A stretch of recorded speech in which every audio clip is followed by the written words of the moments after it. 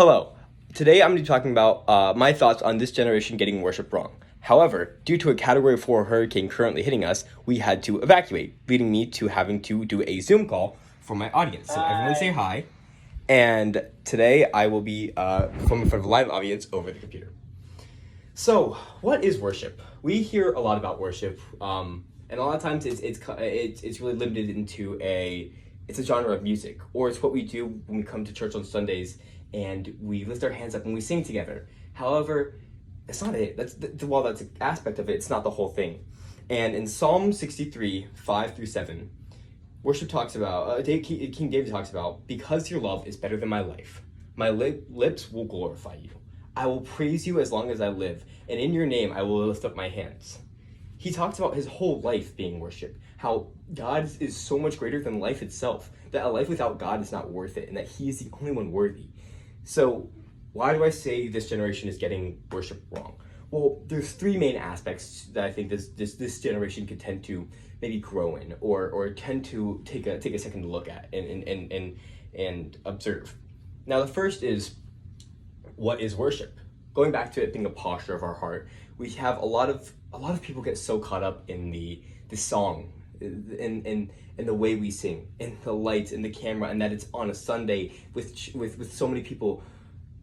But it's not. It's a way we live our life. It's when we go to the gym and we're exhausted, but we're crying out that last breath to lift him high. It's when we're going to serve and we're prepping for a hurricane and we keep going even though we want to go home and go to bed or go home and do other things, but we know that we need to serve others to help them be set up. Worship is a way we live our life, a posture towards God that exalts him, to let him know, to continue to tell him that he is worth it. He is worthy and we are not. That he has given us a gift of life while we deserve death. The second way I see a lot of worship get wrong today is in the song, and how I focus has become. I look at a song like Available. The main part of the song goes, I hear you call. I say, yes, Lord, I am available. It talks about I so much and so much and so much.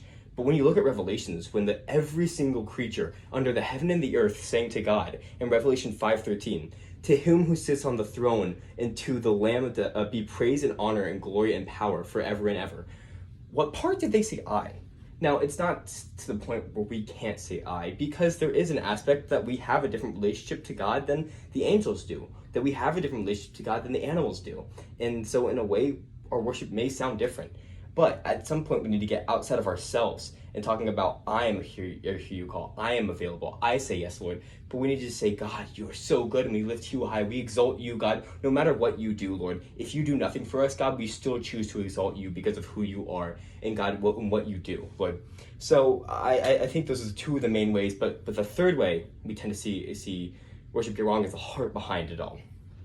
In an interview I did with Pastor Luis Quintero, who is the creative arts pastor at Next Level Church, and is over top the worship team for this church, he talked a bit about their journey as a worship team.